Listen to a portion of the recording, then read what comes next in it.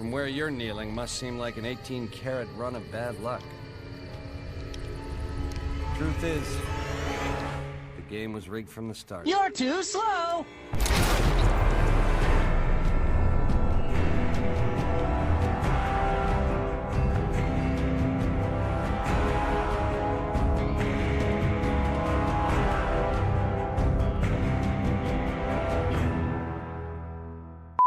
Hey guys, Lycos Lore here, and in today's experiment we're seeing how well Sonic can survive the Mojave in Fallout New Vegas. Now this video was inspired by this clip here. Dude, I'm like Sonic, rolling around at the speed of ground. Oh, ow, my legs got. After doing that, I was like, what if I tried to play the entire game like that? So let's get started and see how we did. Name our Sonic's character. the name, speed's my game. Step 2, design our Hedgehog. Step 3, choose our stats. Right. We have going in are the move speed is multiplied by 50 and the jump height is doubled. The ending we're going for is NCR only because of the Fallout endings. That is the most like good guy and the one where you have to kill the least amount of people because Sonic is not a killer. And to get this ending, our build, we specialized in 3 different stats: speech, barter, and unarmed. Sonic is a charismatic little hedgehog, and he can also kick your snot in. We were gonna go in no clothing, but then I had this epiphany. We are going to put one of these on. So that way I am the most blue I can be. Oh my, oh. After punching some bottles, we were all well and good to finish up the tutorial and then go to Benny. Except this happened. You can't run me, Benny. I'm done being nice. If you don't hand Ringo over soon, I'm going to get my friends and we're burning this town to the ground. I'm gonna punch you first. We'll keep that in mind. Now, if you're not gonna buy something, get out. Hey. Oh no, is everyone under the effect? At this point, I was like, does that speed multiplier apply to other characters? Huh. Well, only one way to find out. Let's go to combat. Let's see the first combat. I'll be. All right, let's see how combat goes for poor Sonic. Oh no, everyone's fast. Uh-oh.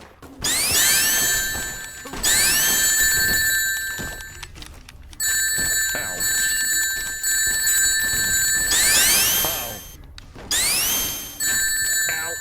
Sonic is not doing so hot. Oh my god, where are they? Now I'll show you! God, Oh, no. I do no damage. Oh no. Ha! Go! Go! Ha! Ha! Ha! I owe you a huge Shut up, Tails! So yeah, all NPCs are affected by that move speed buff.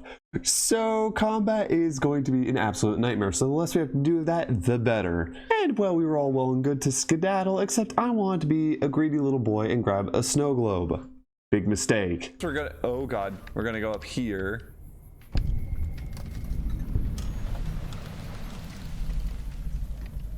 Where? There it is. Oh. Oh. So unfortunately, I didn't save, so I had to do that combat again. Again, it was fine, except this time.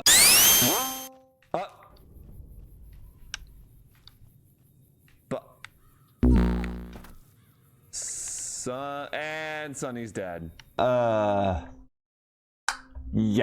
And then getting out of Good Spring, I wanted to leave from the graveyard because that would give me a bit of a head start, except because the ground is so uneven there, I literally kept dying. So I ended up just going around and taking the tracks to Sloan. Once we got to Sloan, I'm like, okay, Death Claws, which brought up the question, could Sonic outrun Death Claws?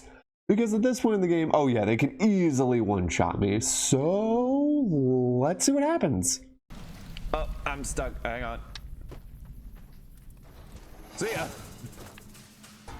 Oh man, dude. Ow. Death claws can't even touch me. Oh, and I died. Dang it, Alice. I was on a good run that time, too. It was at this point I noticed that the speed multiplier I applied only applies to human NPCs. So with that, I could easily outrun the Death Claws and easily sprint my way to Vegas. It was great, except the game would crash. A lot. I'm assuming just because like I'm moving so fast and it has to load a lot of stuff in that's why the game kept crashing. So it took me several deaths and a couple of game crashes to finally get to the strip. But that was only the beginning. The strip has its own set of challenges. Oh, well. There I go, I guess. See ya. Oh, damn it. Son of a gun, Sonic.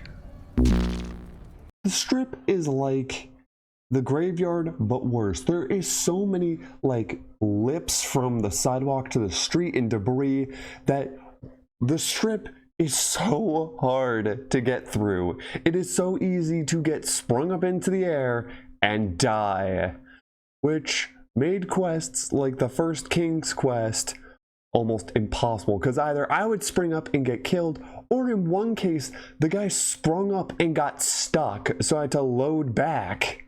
Going to the boomers to try and get that quest done, I noticed that there was another skill I was going to need to beat the game: repair.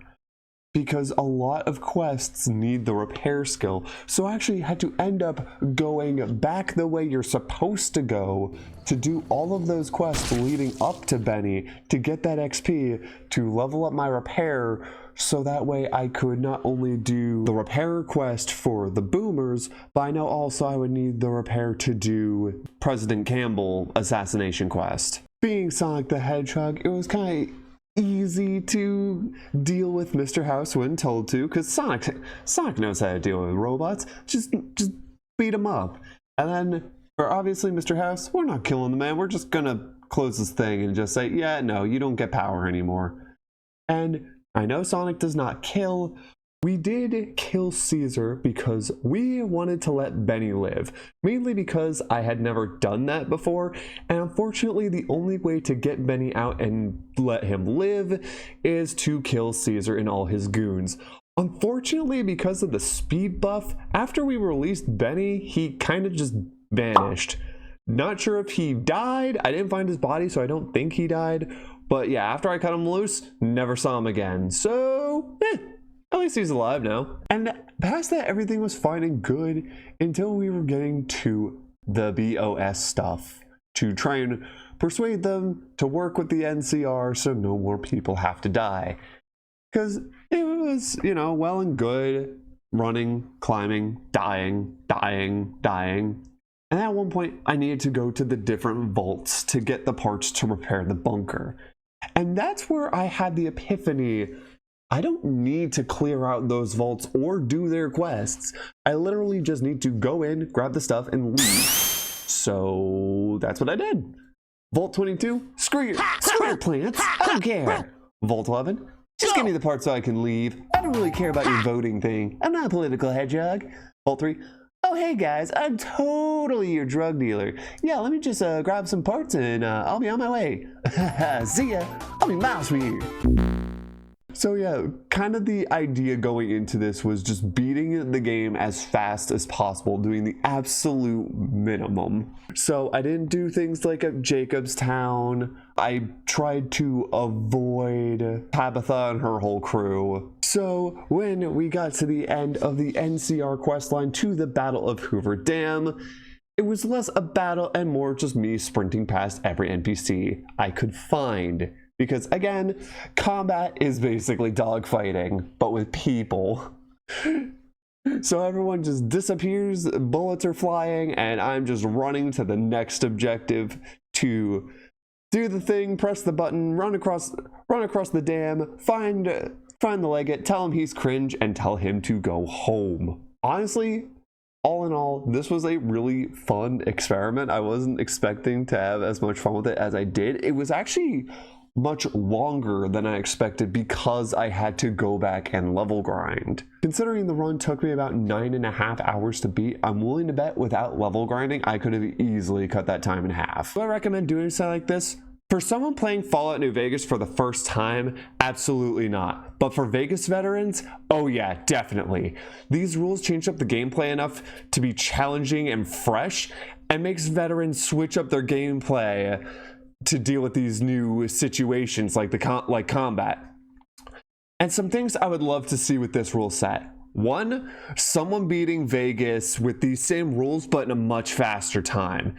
Because again, I did this in 9.5 hours, but I could have easily cut that time in half if I just optimized like right in the beginning, instead of maybe going for bartering, going for repair, so that way they wouldn't get bogged down with trying to level grind. And also, I would love seeing this rule set in the DLCs, especially Big MT, because I don't know if lobotomites count as human NPCs, because if they do, they will also be affected by the speed buff, and they are already challenging enough. And I would just like to see how it interacts with all of the DLCs, and maybe veterans would get some new insight for like skips that they can do with the rules, and also some of the new frustrations added because of them. Thank you guys so much for watching. This was a challenging video to make and a lot different from other stuff I've made. So let me know if you guys liked it, and who knows, if it gets enough likes, maybe I'll do another one. So yeah, look forward to that. So as always, friends, good vibes till next time, y'all. Lycos.